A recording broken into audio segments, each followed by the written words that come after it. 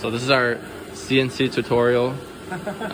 Connor's gonna be teaching us today. Oh gosh. Which block are we using? This one looks the nicest. We're not gonna use this one. I drilled a hole in it last time, but apparently we're supposed to not do that if we're not using a CNC to drill it because it becomes less precise. Yeah, keep that in mind. This is our cam. Jacob checked out right. And it looks good. Okay, cool. I'm gonna show you how to do this real quick. Because I already did it, but let me show you. So, there's like two different ways to secure the tool in the chuck. And so, for tools like this, like the actual like cutting mill, I'd recommend using this system. So you see like one of these things, and then it's got a collet in here.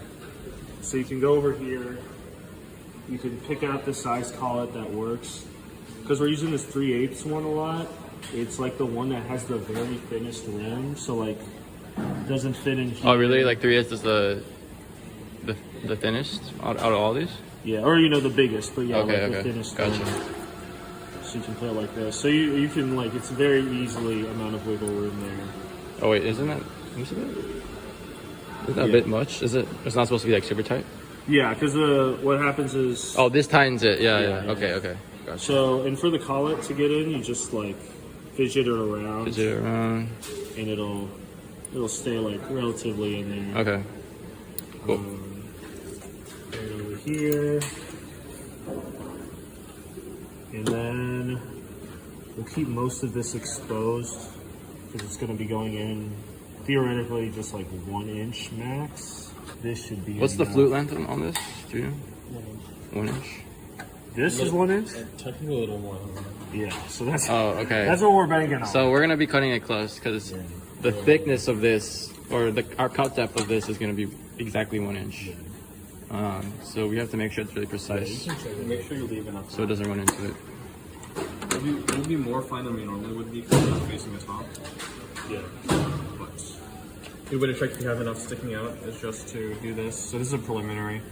If this length isn't more than how deep you're going, then your actual tool holder is going to run into the part. You can also check the flute. On the lowest part that will Wait, there's flute length, and then there's like that other dimension that's like a little more or less than it. There's just like the length that's sticking out. Oh, So you see the okay. flute's end before. Yeah. Oh, okay. So that was the first one. This one we're just measuring the flutes, like 1.1 inches. Little Just more than barely 1.1. enough for us to cut it. Yeah. So 1.1. we actually Okay. have 0.015. Okay, that's pretty good. Or 0.15 over. So Okay. So What would you say is like the minimum for that? For going, that yeah. we should allow. for tool length or the flute length? Flute length is the 1.1, right? Flute length is one. Yeah. Yeah, it's a flute length. You can Minimum that have has to it be more than. pretty. So it depends. Ideally, you have like 0.1. That's a pretty safe amount. But if you need to push it closer, what you can do is you can basically not have a finishing pass on whatever cut you're doing. So it will pretty much only ever cut at the bottom of the end mill if you do that. That should technically be fine. Okay. So finishing pass, what it does is so for the normal cutting, you're just cutting with the bottom of the end mill, right, and that's the point around. So you're only ever using like the bottom, like if your step down is 0.1 inches. Yeah. You're only ever using the bottom 0.1 inch of the end mill. Like Yeah. But if you have a finishing pass, what it does is at the bottom, it'll take the whole end mill and run it into the wall and go around like that. So it uses the whole height of the part. I see. So if you just don't have that, then If it's it's fine. close, you don't want to have a finishing pass. I see. Which we don't have on this. Okay. That makes sense. Alright, and then for the edge finder, you can use one of these chucks, which has an Allen like insert. That fits. Yeah. But this is the easiest to use. Yeah, you can swap these if you want. Even just not using the same one.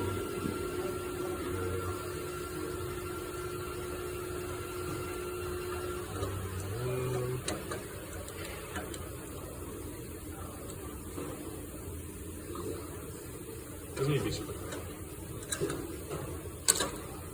No. Alright. So, I guess to start off,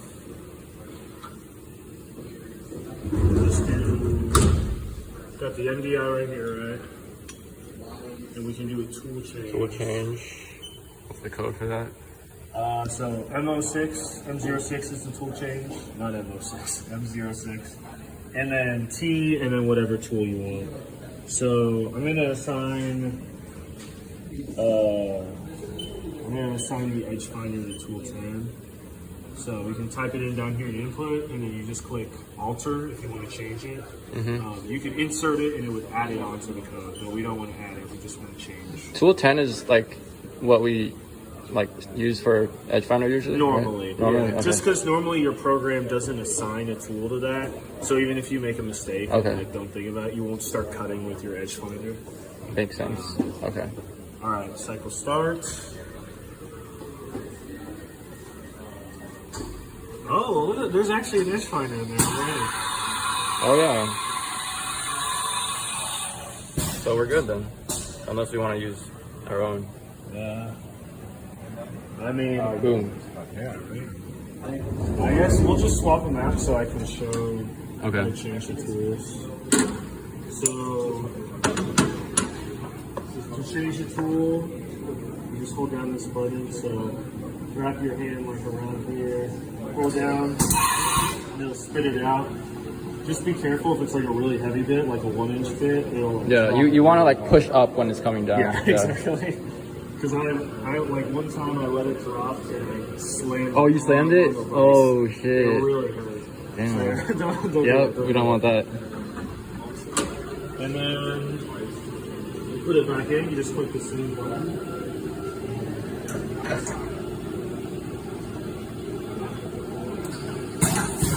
Yeah, there we go. Simple as that. Really, you just line up the tooth. If you see the tooth right here. Yeah. And then just hold it down. Let it go. Gotcha. So go in. Okay. Yeah. You eventually get into Yeah, I've done that one before. Yeah. Okay. So And now. then, I guess we can put this in as well. Oh yeah. This is going crazy. I think. Oh, you have to have the spindle spinning. Yeah. So just like Forward. Forward. Woo, that's fast. Yeah, maybe lower that. Yeah. To change the spindle speed. You could just go down.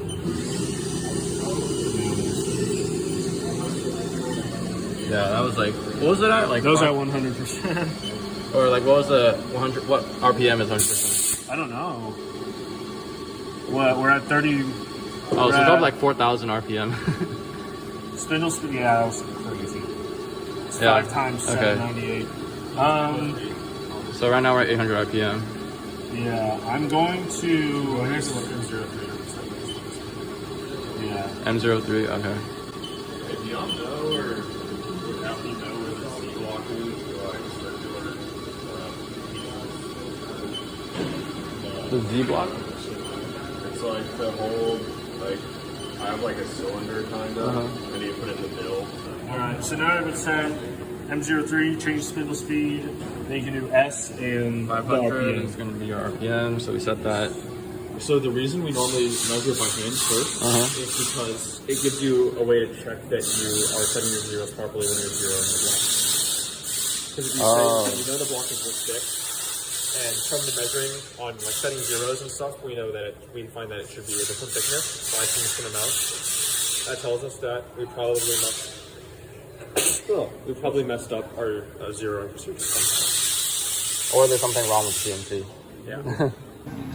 The Z has 1.4, and after we measure that, we have to go in here, go to our setup, And then this is the Z, right? Yeah. go to Z. I believe that was what we had. This block? The one with the writing? Yeah, you got it. This one? Let me just put these over here.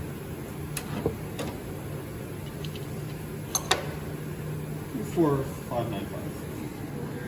Okay. 1.4595? That's many decimals. Wait, so if we put it in the CNC and then measure it again, and then it shows something slightly off, then we have to update it again.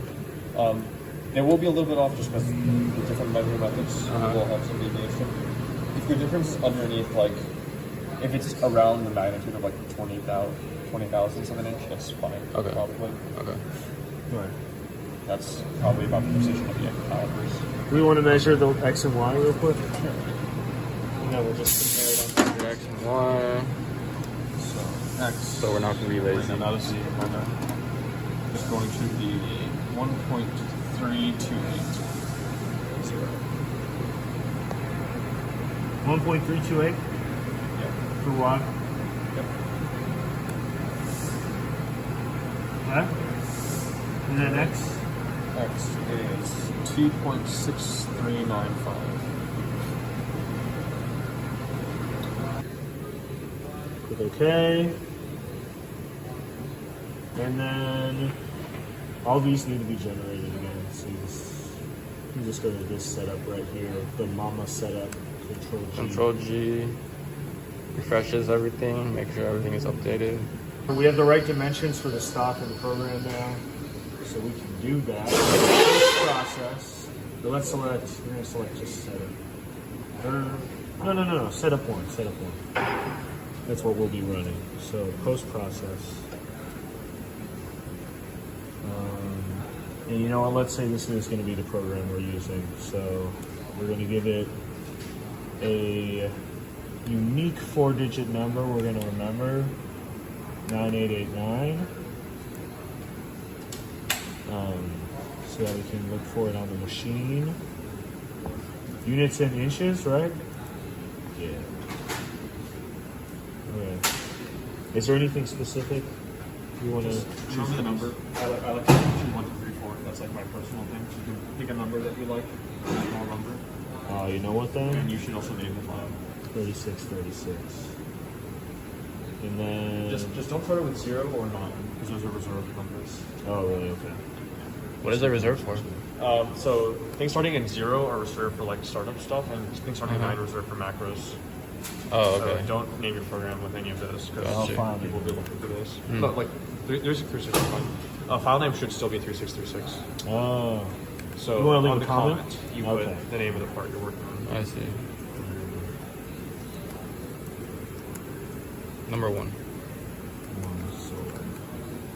Cool. All right. We post. Did you check your operations? Oh, yeah. Yeah. So we're doing one setup at a time. If you put both on and you turn on a specific setting that's hard to miss, it'll just continue, It'll keep on going. It'll which just is like. bad if yeah. you're not paying attention. Because it'll It should just. It'll assume that you did. It'll assume that you just automatically flip the part over and then it'll start cutting. Yeah. Yeah, that's what happened to Andon's steering stop the first Oh, time really? I tried it. Oh, Yeah. no. I was there when it If happened. you're curious, there's something called optional stop. You have to turn that on the machine, and then it will pause there. The issue is you'll have to take the block out, probably mess with it, and then probably dump shows. Doesn't matter. So cancel? Just don't show again. Okay. Oh, okay. It'll probably pull it up in a text file. Yeah, that's what I was thinking. You That's don't what I need use on Visual that. Code Studio for this. Yeah. Okay. Cool. So now it's time to export this program. We got a little USB. All right, we're gonna read Jacob's National Merit Essay. Let's get started. Did you export it yet? I Not think I yet. went to downloads. Okay, check Pretty sure downloads. Yeah. Okay. Did you approve the fan? Did you give a thumbs up for that? Good deal. And then USB is somewhere here. Oh, there it is. It should be able to connect it.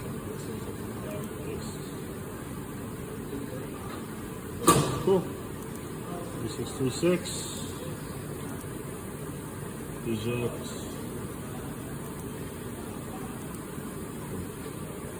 So basically what it's doing is it's getting this text file from that file. Okay. But it's good to use just a basic text editor or just copy it into something because it won't do that. Now we can put our block in. Let's grab some parallels.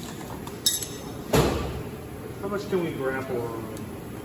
The Z is 1.4595, 1.02. Then we got like 0.43. Yeah, so like 0.3. I feel would be pretty good to grab to clamp on. That's a lot. Typically when you ground, you'll have the tallest parallels, which would be about 0.1. That's usually pretty safe. The tallest Okay. parallels? We can probably get away with the second tallest one, so if you want to try it. Oh, can I hear first try? That's pretty good. Yeah, okay. So usually do Z first. Reasons because if your Z height is wrong, you have to take out your block and it messes with the setup. So if you've already done X and Y, then you have to redo them. But you won't have to unclamp your block because of an X and Y edge finding. Makes sense. Alright, so for zeroing Z, there's kind of two things you can do. First method that's cheaper and easier usually. Paper. Get a piece of paper Yep. and then line up the block with your tool and everything. Bring the end mill down. So you're very close, put the paper in. Put it to the lowest speed setting and start doing one click at a time until the paper rips, essentially. One click at a time. Okay. Yeah. On the lowest speed. You just So- gotta keep on tugging. On the lowest speed. And Yeah. you go literally one click at a time and try to move the paper around. When it rips, that's when it's touching. Okay. It's cheap and it's easy, but paper is about 0.03 of an inch thick. So it's not 3,000. it's Oh, not the okay. most accurate, Okay. and it's very time consuming to do. So what we can do instead, if we have money, is we have You this find tool. yourself with money. It's a zero finder. This is basically a tool that Oh. will measure the deflection of this little piston at the top here. Okay. And this so it measures is pressure. exactly, well, it measures distance. Oh. Yeah. And it's exactly 2 inches tall. Huh. Guaranteed exactly 2 inches Okay. tall. So what we can do is, when you turn it on, it won't be calibrated. So right now it says it's at 0, right? Which is not right. We want it when these are lined up like that. Yeah. We want it to be at 0. Okay. So the way we do that is just find something flat. Usually just take a parallel, kind of just hold it onto the top, and then you can At 0. hold it to 0 it. Yeah. So now it's Okay. set to 0. Nice. Right. So now it's calibrated. So we know this is going to be completely flat. Yep. This parallel is completely flat. So when they match, it matches. You can try it again. You see it's at 0. Okay. So now what we do is you put it on top of the block. Very slowly lower. So now when we get close, we don't have to go 0.1 inches at it. We don't have to go 0.1 thousandths of the time. Just go down until this reads Just watch 0. the number. 1, 0. Nice. This screen is broken, so we're gonna have it spinning so that it's not broken. Tool. Okay. We're on tool 1, so that's good. And we're just gonna change the length geometry by clicking tool offset measure.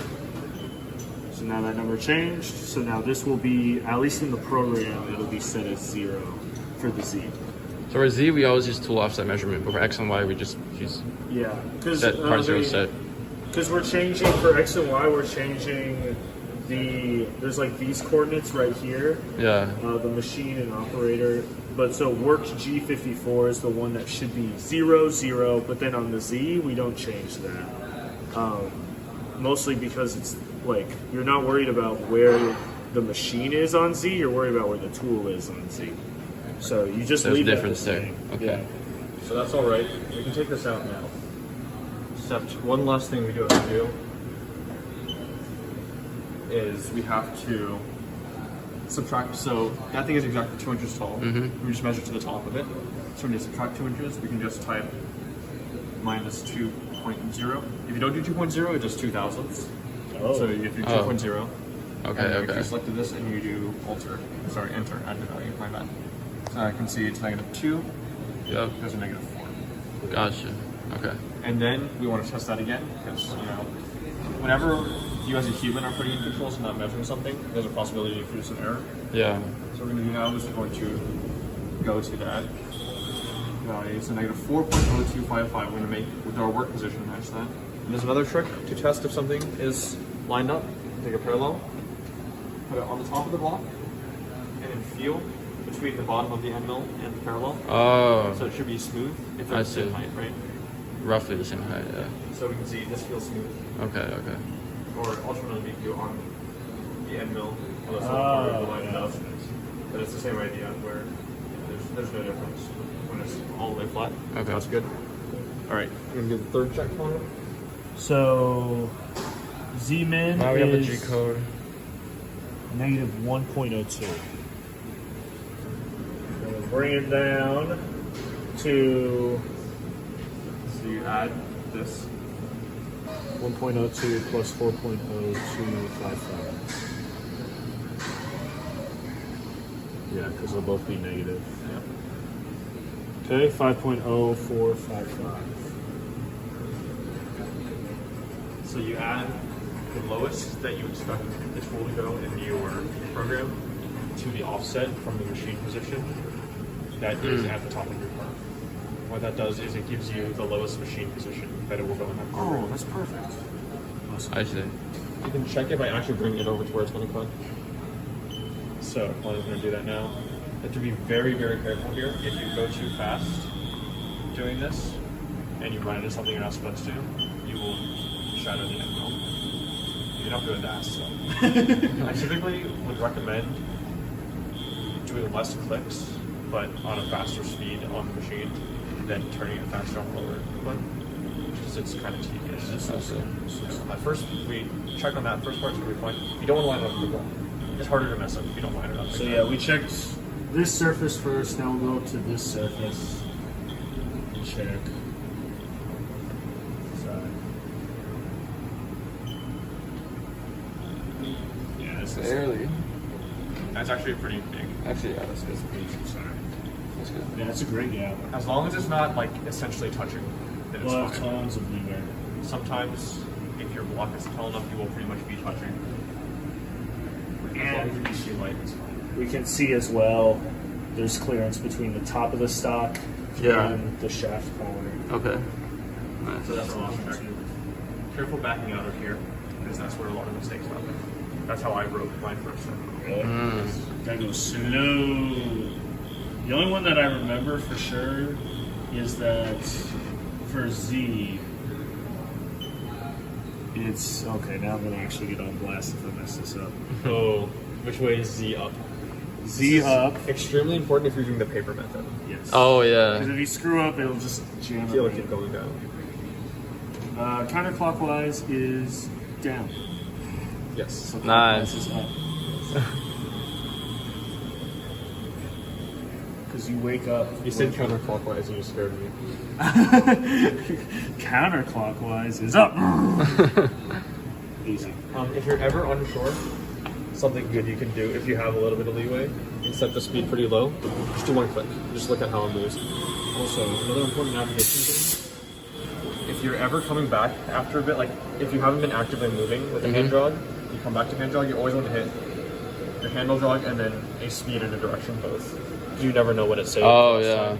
So if it's like on a max setting and you just go like that, Oh and you yeah. expect it to not That's be there, bad. then it's bad. Yeah. Okay. Yep. Okay. So we're all good on the Z. So now we can take out. X or Y. Yeah. So we're gonna take out our mill and put in an edge finder. Yep, we got tool change here. Change it to Remember, tool change is M06. Change it to T10. Close the door. Now we do the tool change. So now we just do our edge finding for X and Y like we normally do. Let's start with X. Handle jog and this.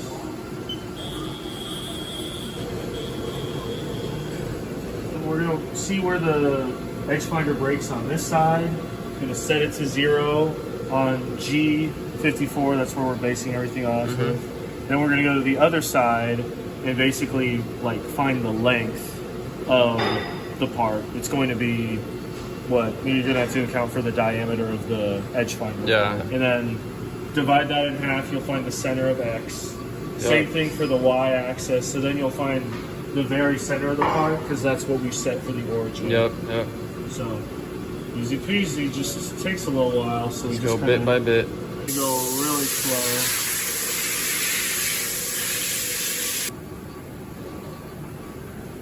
There we go. 2.8427. Yeah, so he did, I didn't record this part, but he got that left side, and then when you got to that left side, you go on here, you press offset, and then you go to work. You go to the work tab, and then you tab over to like G54. It'll show up using this, and then you press this one, part 0 set for X and Y. Yeah, G54, like here, there. And then once you do that, you move your edge finder over to the other side, and you basically do the same thing and line it up, but you don't have to press part 0 set anymore. You just record what that value is pretty much, or over here, and then you divide it by 2 to get the center. So now we just divide that by 2, and we'll get where 4214. yeah, and that's the coordinate that we need this to be before we zero it out one last time. Okay. So yeah, so now we have the number, so we're just going to lift up the Z, Lift it up the first. Z, which is clockwise to go up. X. We're gonna go kind of fast, just like that. Alright. Boom. Yep. Cool. And then we just do Actually, select X. offset. Yeah, we're on the work tab. And then it'll automatically go to Y for some reason. Oh. Okay. Make sure it's highlighting X, Okay. because I've messed that up before. Gotcha. Alright. And then we're good. We click the part 0 set. And now that is 0 legitimately. It's 0 here, but it'll still show like something else here. Yeah. But this is a what bit of matters. machine. It'll still be there. Yeah, machine is still the original. Yeah. But in terms of the program, Work is it what we now want. thinks that that's the Okay. center. So for Y, we did the same thing, maybe a little different. We do it as a procedure. So the basic idea is we're going to define which range of point of 10 thousandths we're in, then which range of 1 thousandth we're in, then which range of 1 thousandth we're in. Pretty simple to do that. So we're going to start at 10 thousandths, 0.01 inches. We're just going to bring that up until it breaks. You can go a little bit over on the edge finder, it's fine. But you'll see there'll be one where it breaks, right? So we're going to back up until it unbreaks. So we're going to count how many times. So 1, 2, so 2 to back to unbreak it, and we're going to go forward that minus 1. So we're going to go forward 1. Up. 1, 2, 1. Now so now if we go one more forward, we're going to go break, which is right. Okay. So we're going to basically get to that one that's right before it breaks. Then we go down 1. Right. So now we're at 1,000. So we go. So first time we get on the count, we're just trying to get it to break. It just broke, so we're going to count until it unbreaks. 1, 2, 3. It's like 3-minute unbreak, so we're going to go 2 forward. 1, 2. That's still not broken. If I go one more, it breaks, right? So 1, 2, 3 to unbreak it. 1, 2, 3, and then just before breaking. This lowest part, we can continue the strategy. We're trying to get it to break, right? So I'll just make it break real quick. Yeah, basically you just want to count as you turn it, and then go back like that minus 1. Yeah. It just broke, but the thing is, if we try to count backwards, it'll be probably like upwards of 50 or 60 that we have to count. It's not really practical. So once you're on the very lowest setting, we're going to use this number. So we know it's Okay. 0.0283 on Y, right? Keep that in mind. So we're going to remember that number, And then go bring out it like out till 50 or unbreaks. 60. And it was 0.283. Let's go to 0.285. Okay. So, What? 028. Jacob. yeah. Sorry. You're so disrespectful. Right. Oh, sorry. We came from the bottom, my bad. So we think it was 0.283 that broke it. So we're gonna go to 82. Check if it's broken. It's not. So if we go one more, it should break. And it does. Okay. So we know 0.082 is gonna be our number. Cool. So we're gonna set that as our first 0. Make sure tool go to work. G54 highlight Y. Part 0 set. And that's our 0. Alright. Back off. Pick it up and go to the other side. You can confirm that you have the right distance multiple times if you would like. Sometimes if you have a really bad end mill, it's a good idea, or a really bad edge finder, it's a good idea to do that a couple times and find an average. But this end mill is pretty good. They will get bad and it'll start bumping into the block. So we're gonna do this. Andrew, did you want to try, or should I just do it one more time? What's up? Oh, you can just do it. It's fine. Yeah. Just Yeah, I walk, like that strategy walk a through lot. out loud. We're gonna be here. So that's what we're gonna be in Y first of all. We're gonna go to brakes. Broke. Count back 1. So it only did 1, so we don't need 2 again. Go here. 2, 3, 4, 5, 6. Oh, sorry, we're not counting yet.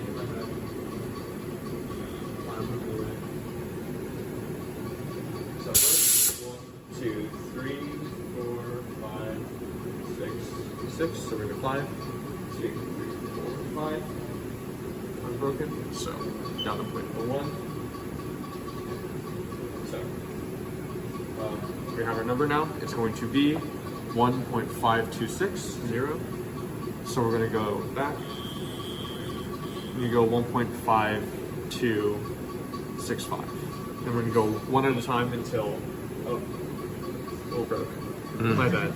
So we're gonna go back. Go back a bit. If that ever happens, you're not really sure what's going on, just go back up a step. And Yeah. try again.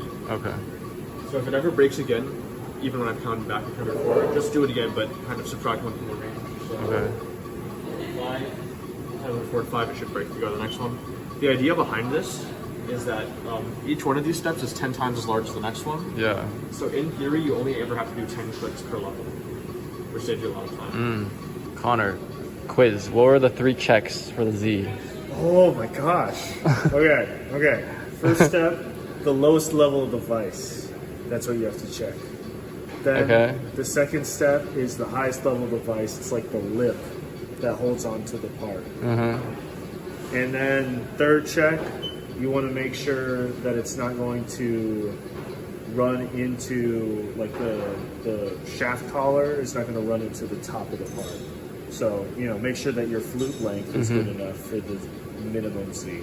And bonus, make sure you're not going to hit the parallels, because I did that one time. So it's being a little inconsistent. I think around 260 is fine. Because we're good at 259, sometimes it breaks, sometimes it doesn't.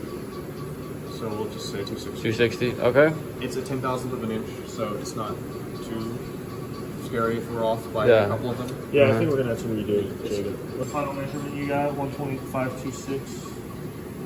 So 1.526 divided by 2, 0.76. Do you have to subtract No. something? No? You don't have to subtract it, because it's the same thing as we were doing on the mill. Oh, because we're going to the middle.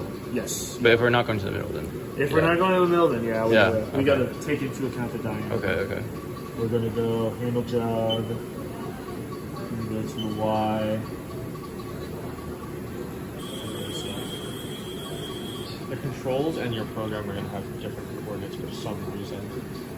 Really? On your program, positive X is to the right. On this control, positive X is to the left. I don't know why. But the direction you click doesn't really matter. Like, you can do this. And if you keep scrolling, it doesn't change direction. It's just that you have Y selected. It matters for jaw block. Oh, okay. 0.763. Yeah, that looks about right. So then, once again, go offset. Bring this. Offset. Work. G54. Highlight Y. Go to Y. Part 0 Part set. 0 set. And Now now 0, 0. 0, 0. Put it into machine. I'm going to go from MVI. Got to do the whole thing. This is actually the main part I don't remember too well, but we're gonna try. This Alright. program.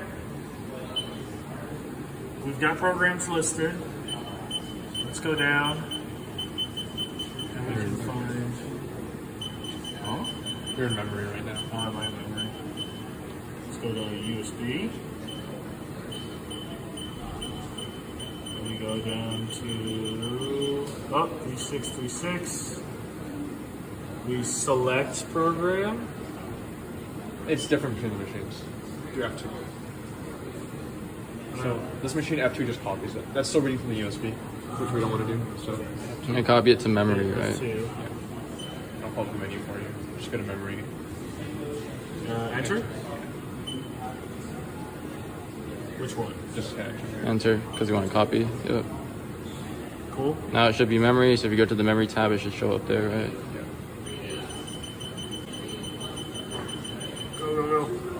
something fun. If you work on the machine long enough, you'll be able to do this. Wait, you'll do this.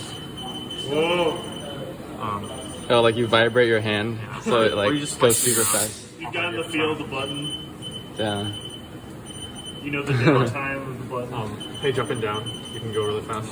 Oh, yeah. Bring to the top and bring to the end. Okay, So okay. You don't have to do that. That's just kind of for fun. Gotcha. A lot of beats. And then, Okay. now we go to MDI. Well, you haven't loaded it yet. Oh. So I gotta go back. I gotta go back to this program. And we're in memory now.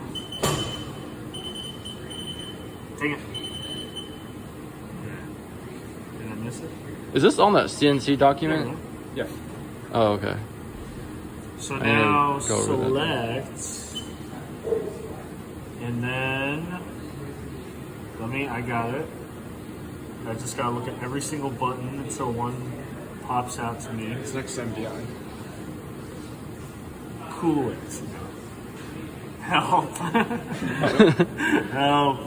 Memory? Memory. Press memory. Run it. So we want to make sure the name matches what we think it matches. You can reference your computer again. Uh-huh. We want to make sure your tool is correct. 3/8 end mill. That's 3/8 of an inch. Yep. Zoom in. It matches what we said. Have you checked your coolant? Check the what? Coolant. No. Also, take the end mill out. Otherwise, we'll get soaked. Or I don't. not the end mill, edge finder. Ooh, it throws it. Oh. So the tool holders are kind of heavy. So whenever you're taking the tool out, you want to be applying upward force. Yeah, you want to push A little up. bit at least. Alright, so now I'm We're going gonna- to switch. Let's go to MDI. And go blind. I'm doing it blind. I'm just that good. I'm like Daredevil over here. Can you do a tool switch while it's spinning? Yeah, it'll stop it. Oh, okay. Coolant. We click the coolant button. I close the valve. Now Open the valve. Wait, so if it's vertical, then it's open? Yeah. Okay.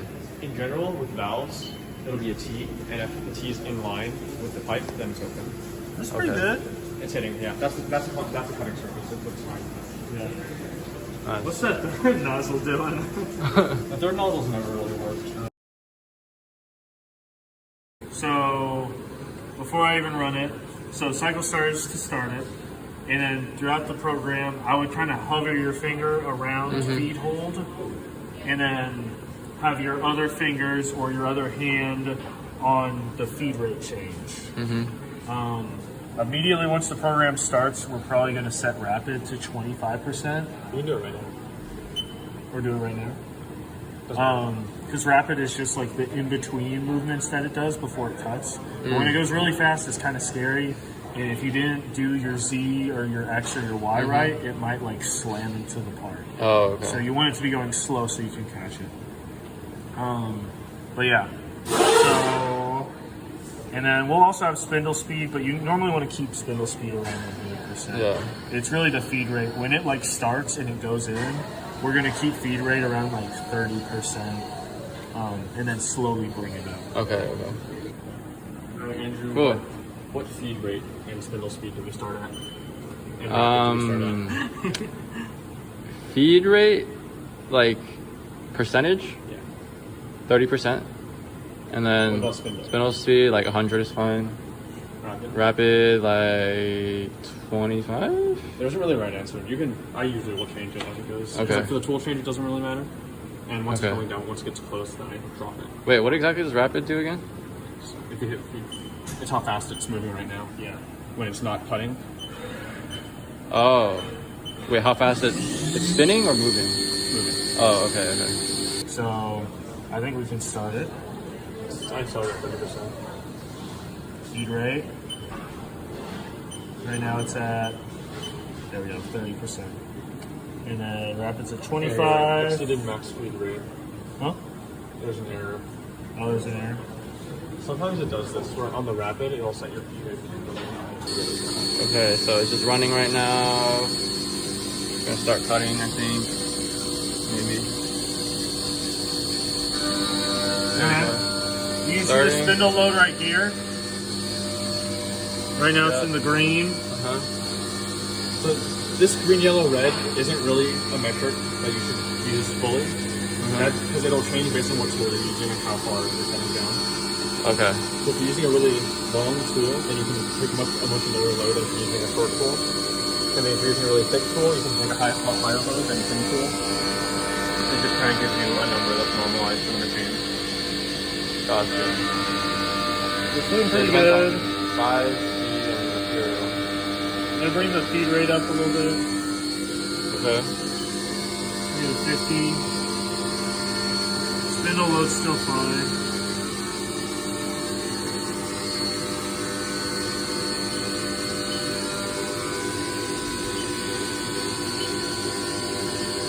It's at 100 now. Still doing fine. I'm going to kind of hover my finger around, turning it down, just in case it does a new operation that makes it go crazy. That's Okay. Okay.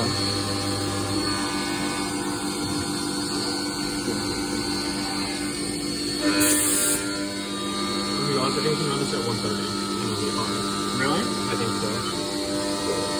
This tool's getting a little dull, but it's still pretty good. Yeah, 120. Just in case. I don't like how it sounds on that top. That's 130. Yep. So this part is going to be definitely probably the most boring thing that you're going to be doing on the CNC. But it's important that you keep your eyes on your part. Like you don't want to be on your phone or doing something else while your part's running. Unless you are very good. Okay. Reasons because if anything has gone wrong with your setup, a very common thing to go wrong is your Z height wasn't properly measured, so your end roll will hit the mice. That's what happened to me. We try our best. Like we have the procedure to check everything. We do our best to make sure that doesn't happen. But sometimes it still does. Things happen. Okay. So we want to be ready to stop it as soon as possible. There's also other things that could happen, like if you didn't connect your block properly, or you're doing really hard cuts for how hard you connect your block, even if it's like clamped down tight from how normal would be, you can cause the block to actually vibrate out of the cut, basically. Oh damn. And it will just fly out. And you want to stop that as soon as possible. Has that happened to you before? That's happened to me. Oh, Really? Yes. Dude. I had a wishbone Oh, it's get terrible. thrown by the end roll and hit the window. Oh damn. Very scary. That's really scary. Window held though, right? It was just window. It was just one thing. You know what? That makes me feel better. Everyone's done something if it's a machine. Yeah. Damn. I did the Z axis. It was before we did all those checks for the Z. I started thinking of more checks because of that. Yeah, because of that. Crap, what can we do to make sure this is Because I drilled like right into the vice. Oh, like shit. The edge of the vice. like the idea is it's fine to make mistakes, but you don't want to make mistakes twice. Yeah. That one mistake should be a lesson that you learn from. And as long as you do that, then you're improving and everything's fine. Exactly. That was crazy though. Jonathan was there and he just laughed at me. I'm surprised Jonathan hasn't like gotten himself injured or something. Why the windows are here. Jonathan's a very good machine. Jonathan's one of the people that can start a program and go and sit down and do homework. Oh my god. Yeah. He's very good and very confident. If you ever talk to Nathan or me, we are not confident at all. We will check our stuff. Like Nathan and I check our program around 7. Like we watch the simulation around 7 times on average. We sit here the entire time. We trade off. We check our view multiple times. We're very scared to mess things up. I feel it. I mean, it's safe. It makes it safe. It makes it less. I mean, when that bit came down, like it wasn't anything serious, but just like seeing the sparks fly, just hitting a steel vise, it was terrifying. Damn.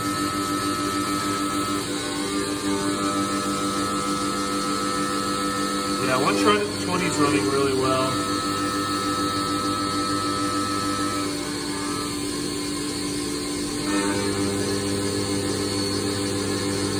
So ways you can tell it's cutting well, there's a couple things you can do. So first you can absolutely watch it. If something's vibrating that you can see or moving, things you can listen. So right now you can kind of hear. It should be a very consistent kind of buzz, like one tone. Right now you can hear there's something else in that vibration. Right now you can't, like this is a bass. There it is. You can kind of hear it. The high pitch kind of sounds like something's cracking. That means something's vibrating. So watch out for that. If you're cutting too slowly, then you're going to produce a lot of vibrations. Specific sounds associated with that. It's a good cut, like right now, except for that high pitch thing. That's normally what a good cut sounds like. Okay. When it does a center cut, it'll sound like, and you'll be able to hear it. But this is telling you something's vibrating. Cutting it too hard, the vibration sound will change. It's just kind of, you have the machine that know what those sounds like. Okay. Also, you can actually feel the machine. So what I'll do a lot of times, I'll have my hand right here. And you can feel the machine vibrate. Like, so that's what a good cut sounds like, number one. That cut. And one tone. It's like an animal. They're like, it's okay. It's okay. We're gonna get through this cut together. Something's definitely vibrating right now, but we'll deal with that later. Itching sometimes, if there's a weird vibration that's lower frequency, then your hand will feel it more than your ears will hear it. Wait, so that lower pitch sound is the vibration? Yeah, lower pitch is good. So this is good sound. Okay. If it sounds like this when you're cutting, that's really good. Either one of those. Now here we're gonna start vibrating. Yeah, that's the weird thing. So that's not a good sound generally. I wonder what that is. Oh, you lowered the spindle speed? Sometimes handle that by lowering the spindle speed. You might have to lower the finger to deal with that.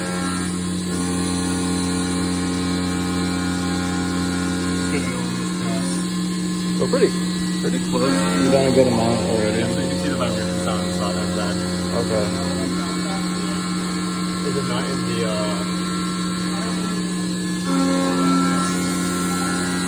Yeah, you can still hear it though. Yeah, we're almost done. Okay. You can see the progress of the program right here. Oh yeah, that's pretty close. Pretty close.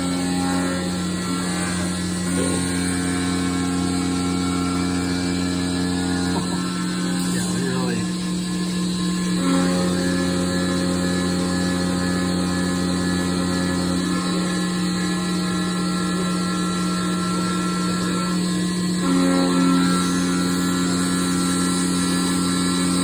I wonder if it's a parallel. I just stop the say if you guys go in there and do something or check something. Yeah. Whenever you stop, you can always stop the spindle, stop the coolant, Stop spindle, stop cooling. and open it up. You can do anything, you can do stuff. So Okay. one of the main things will happen if you have a big part, there'll be chips. You might want to go in there and clean out chips. Yeah. And see what's going on and make the cutting a little better. But yeah, you can do this at any point. Generally, you don't want to do it when it's actively cutting Yeah. because it'll leave a little mark on your part. It's not like worst thing, it's just visually. Okay. Not to. So if you ever are nervous or anything, you can just always open it up, check it, check something. Like I will oftentimes pause it, check my program to see where the next feature is supposed to start, so I can see that it's going to the right place. Okay. But if you ever want to restart it, you can just turn the coolant back on, turn the spindle back on, and cycle start again. It just finished, so it's just gonna finish off. Nice. Okay. And now we're done. Sweet, that's the part. Hey. Let's go.